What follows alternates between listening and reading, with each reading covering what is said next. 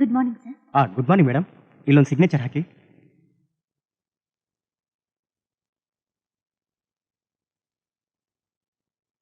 ತಗೊಳ್ಳಿ, ಇದು ನಿಮ್ಮ ಮೊದಲನೇ ತಿಂಗಳು ಸಂಬಳ. Wish you best of luck.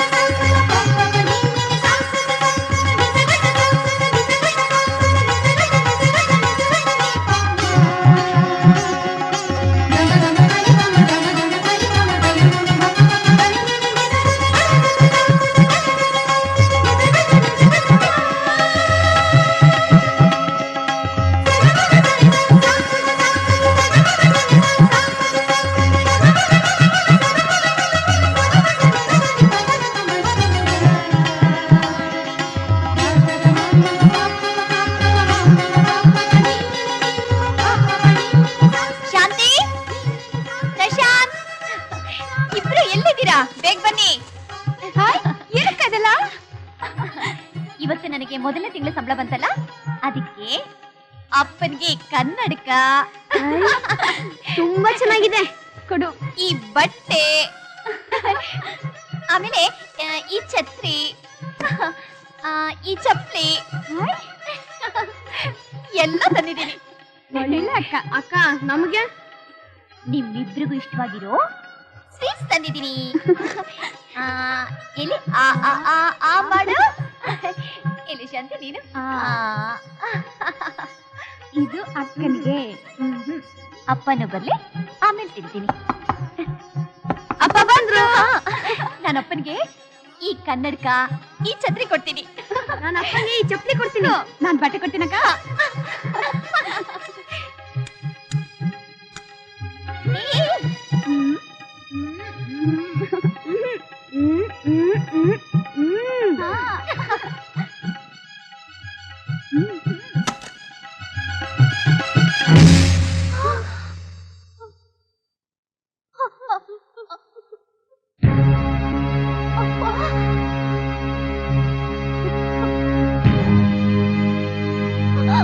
ಅಪ್ಪ ಅಪ್ಪ ಅಪ್ಪ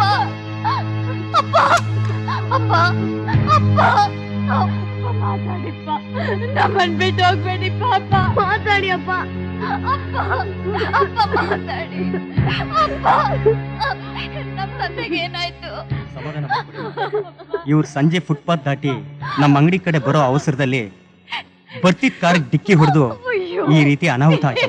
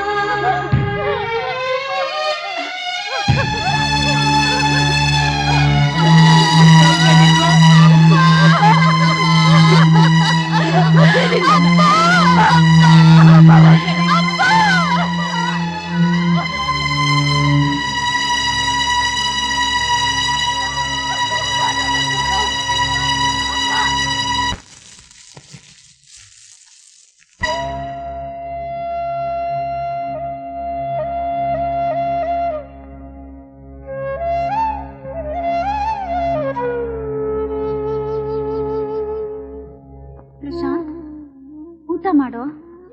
ಬೇಡ ಅಕ್ಕ, ಯಾವ ಜೀವ ನಮ್ಮನ್ ಬಿಟ್ಟು ಊಟ ಮಾಡ್ತಿರ್ಲಿಲ್ವೋ, ಇವತ್ತು ಆ ಜೀವನೇ ನಮ್ ಜೊತೆ ಇಲ್ದಿರೋವಾಗ ನಾವು ಊಟ ಮಾಡೋದ?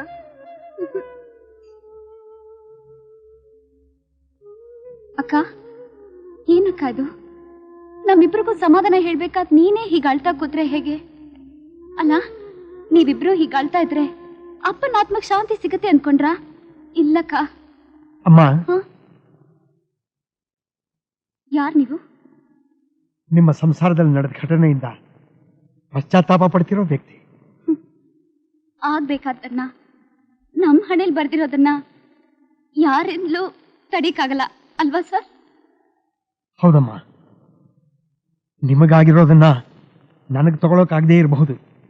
ಆದರೆ ಸಂಕಟ ಪಡ್ತಾ ಇರೋ ವ್ಯಕ್ತಿನ ಹಾಗೆ ಬಿಡೋದು ಮಹಾಪಾಪ. ಸರ್, ನಮ್ ತಂದೆನ್ ಕಳ್ಕೊಂಡು ನಾವು ಗೊತ್ತು ಗುರಿ ಇಲ್ದಿರೋ ಅನಾಥರಾಗೋದ್ವಿ. ಅಳ್ಬೇಡಮ್ಮ, ಅಳ್ಬೇಡ. ನಿಮ್ಮ ತಂದೆ ನಿಮ್ಮನ್ನೆಲ್ಲ ಬಿಟ್ಟು ಹೋದ್ರು. ನಿಮ್ಮ ರಕ್ಷಣೆಗೆ ಅಂತ ನನ್ನನ್ನು ಇಲ್ಲಿಟ್ಟು ಹೋಗಿದ್ದಾರೆ. ನಿಮಗೇನು ಸಹಾಯ ಬೇಕಾದ್ರೂ ನಾನು ಮಾಡ್ತೀನಿ. ಇದು ಏನ್ ಸರ್ ಇದು? ತಗೊಮ್ಮ. ನೀವ್ ಯಾರು ಏನು ಅಂತ ಗೊತ್ತಿಲ್ದೆ ಆಕ್ಸಿಡೆಂಟ್ ಮಾಡಿ ನಿಮ್ಮ ತಂದೆ ಸಾವಿಗೆ ಕಾರಣ ಆದ್ನಲ್ಲ, ಅವನ ತಂದೆ ನಾನು.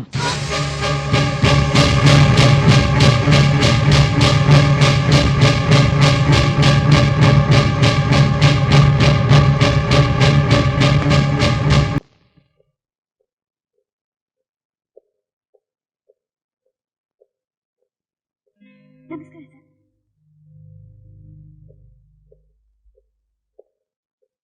ರಾಜಾ,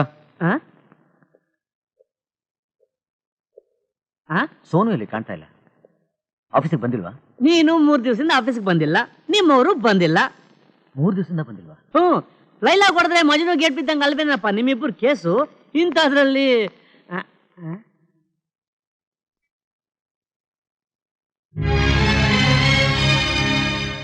ಸೋನು, ಯಾಕೆ ಹೀಗಿದೆಯಾ?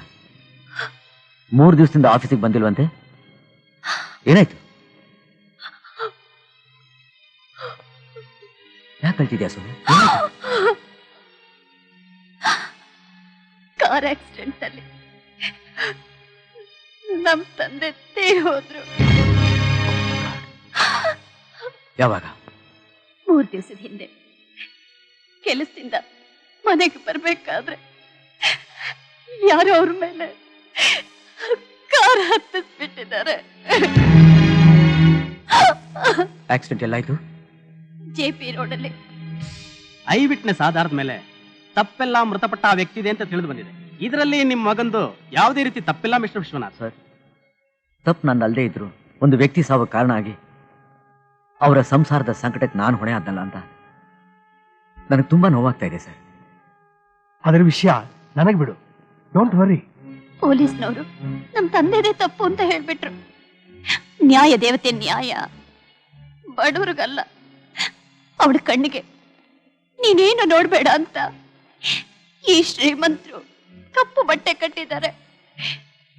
ಆ ಶ್ರೀಮಂತ ನನ್ನ ಕೈಗೆ ಸಿಕ್ಕಿದ್ರೆ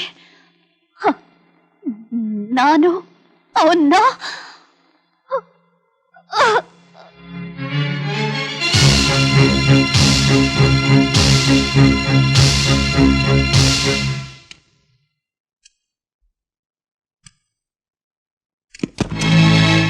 ಪ್ರಶಾಂತ್, ಪ್ರಶಾಂತ್, ಯಾಕಪ್ಪ? ಯಾಕೋ ಪ್ರಶಾಂತ್? ಜಾರ್ಬಿಟ್ಟೆ ಅಕ್ಕ. ನಾನಿನ್ ಯಾವತ್ತೂ ನಡಿಯಕ್ಕಾಗದೆ ಜೀವನ ಪೂರ್ತಿ ಹೀಗೆ ಕುಣ್ತಾ ಇರ್ಬೇಕಾ ಅಕ್ಕ? ಯಾಕೋ ಏನೇನೋ ಮಾತಾಡ್ತಿದೀಯಾ? ಅಪ್ಪ ಹೇಳ್ತಾ ಇದ್ರು ನಾನು ಓಡ್ಬೋದು, ನಡಿಬೋದು, ಕುಣ್ದಾಡ್ಬೋದು ಅಂತ. ಆದ್ರೆ ಅಪ್ಪನೇ ಇಲ್ವಲ್ಲ ಅಕ್ಕ. ನನ್ ಕಾಲ್ ಆಪರೇಷನ್ ಯಾರು ಮಾಡಿಸ್ತಾರೆ? ಪ್ರಶಾಂತ್, ನಾನ್ ಮಾಡಿಸ್ತೀನಿ.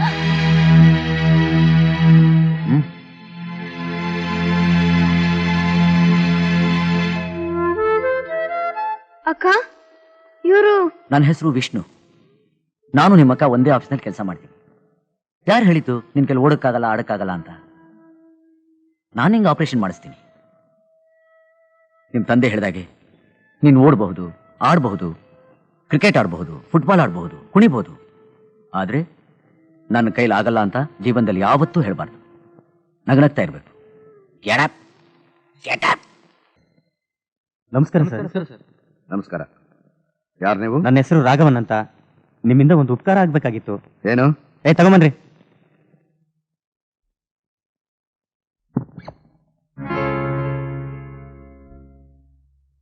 ನಿಮ್ಮ ಕೆಲಸ ಡನ್. ಏನ್ ಬಂದ ವಿಷಯ? ಏನಿಲ್ಲಪ್ಪ, ನಿನ್ನಿಂದ ಒಂದು ಸಣ್ಣ ಕೆಲಸ ಆಗ್ಬೇಕಾಗಿತ್ತು. ನನಗಲ್ಲ, ಬೇರೆಯವ್ರಿಗೆ. ಅದೇನ್ ಹೇಳು, ಆಗೋದಾದ್ರೆ ಮಾಡ್ಕೊಡೋಣ. ನೀನ್ ಮನಸ್ಸು ಮಾಡಿದ್ರೆ ಹಾಗೆ ಆಗುತ್ತಪ್ಪ. ಏನಿಲ್ಲ, ನಮ್ಮ ರಾಜ್ಯದ ಬಾರ್ಡರ್ ಪಕ್ಕದಲ್ಲಿ 2 ಜಿಲ್ಲೆಗಳಿದಾವೆ. ಅವಕ್ಕೆ ನೀರಿಲ್ಲದೆ ಬೆಳೆ ಎಲ್ಲ ಒಣಗಿ ಹೋಗ್ತಾ ಇದೆಯಂತೆ. ನೀನು ದೊಡ್ಡ ಮನಸ್ಸು ಮಾಡಿ ಇಂಜಿನಿಯರ್ಗೆ ಹೇಳಿ ನೀರು ಬಿಡಿಸಿದ್ರೆ ನಿನ್ನ ಹೆಸರು ಹೇಳಿ ಬದುಕೋತಾರೆ. ನೀನೇ ಸುಮ್ಮನೆ ಬಿಡ್ಬೇಡಪ್ಪ, ನಿನಗೂ ಬೇಕಾಷ್ಟು ಖರ್ಚುಗಳಿರುತ್ತಲ್ಲ. ಅದಕ್ಕೆ ಅವರು ನನ್ನ ಕೈಲಿ ಈ ಸೂಟ್ ಕೇಸ್ ಕಳಿಸಿದ್ದಾರೆ. ಇದನ್ನು ತಗೋ, ನೀರು ಬಿಡಿಸು. ಮೊದಲು ಸೂಟ್ ಕೇಸ್ ಕೆಳಗಡೆ ಇಡು. ಡೀಲ್ ಅಕ್ಸೆಪ್ಟೆಡಾ? First get out.